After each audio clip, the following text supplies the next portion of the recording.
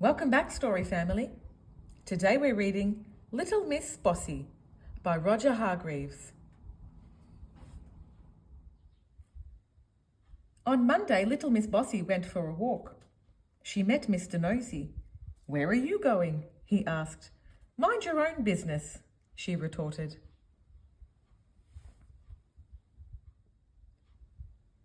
On Tuesday, she met Mr. Noisy. He was singing. Noisily, of course. "Shut up," she told him. On Wednesday, she met Mr. Happy. He was smiling, as usual. "Take that silly smile off your face," she said. As you can imagine, little Miss Bossy wasn't very popular, to say the least. Now, little did Miss Bossy realise, but somebody had seen her bossing Mr. Nosy about. And that same somebody had seen her bossing Mr. Noisy about. And that self-same somebody had seen her bossing Mr. Happy about. The wizard, whose name incidentally was Wilfred, went home thinking, "Something really ought to be done about Miss Bossy," he thought to himself as he walked along. When he arrived home, he went straight to his library and took a large red book from a bookshelf. It was rather dusty as it hadn't been read for some time. "Let's see now," he said to himself as he settled into an armchair. He turned to page 304. At the top of the page it said, "How to Stop People Being Bossy." Wilfred the wizard read the page very carefully, shut the book, put it back on the bookshelf, and grinned. A particularly wizardy sort of a grin. The day after, which was Thursday, little Miss Bossy met somebody who was fast asleep, as usual. Mr. Lazy. "Wake up," she said bossily, and prodded him in the tummy. "Ouch," protested Mr. Lazy. But behind Miss Bossy, Wilfred the wizard, who had been following her, said something too, under his breath. A wizardy word he'd learned from the page 304. And do you know what happened?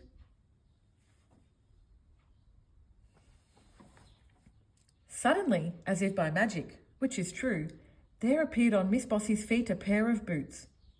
1 minute they weren't there, the next minute they were. Miss Bossy looked down in alarm.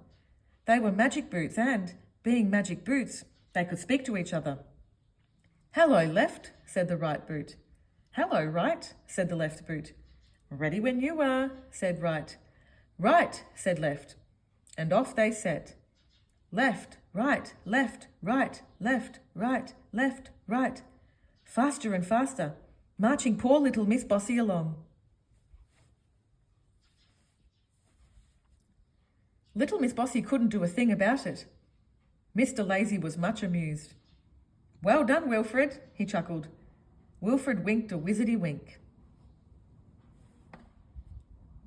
Those boots marched little Miss Bossy for 5 miles. She was exhausted. "Ready, left?" said the right boot. "Ready," replied left. "Turn," said right. "Shun," said left. And they came to a halt. Little Miss Bossy was quite out of breath. She tried to take off her boots, but it was impossible. Along came Wilfred. "Those," said Wilfred, pointing to the boots, "are only for people who are too bossy." "Make them go away at once," cried Miss Bossy, stamping her foot. Well, at least she tried to stamp her foot, but the boot wouldn't. "We're out of stamps," chuckled right. Left giggled. "You will do as I say," shouted Miss Bossy. "Ready when you are," said right. "Right away," replied left. "Quick march." And off they set again. Left, right, left, right, for 10 miles. And then they stopped again, and along came Wilfred. "Make these stupid boots go away," shouted Miss Bossy. "Only if you say the magic word," replied Wilfred. Miss Bossy thought, and thought, and thought again. Please, she said. That's better, smiled Wilfred. And then he said the wizardy word again, under his breath, from page 304. The boots disappeared, as if by magic. Now then, said Wilfred sternly, wagging his finger, stop being bossy, or you know what will happen. Miss Bossy nodded, miserably. Very well, smiled Wilfred, and went. And do you know something? From then on, until now off, little Miss Bossy was a changed person. Not bossy at all. And you know why, don't you? You know what she's afraid of?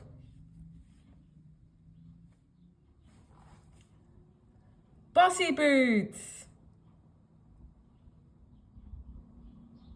Okay, story family, that's all for today. Thank you for listening. If you enjoyed this, don't forget to like and subscribe. Bye.